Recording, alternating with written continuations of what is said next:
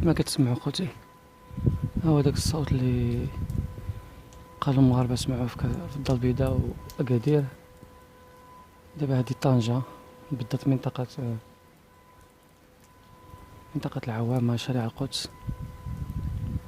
حاليا الساعة 5:10، يعني قبل الفجر بنصف ساعة. نتوما كتسمعوا الصوت دابا، الصوت يعني كما يعني صادر من جهة، يعني من البعد، ربما من السماء، الله أعلم.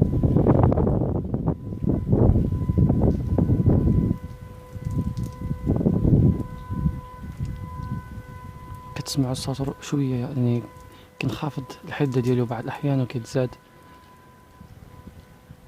يعني كنقول سبحان الله، كأن ما كان السبب.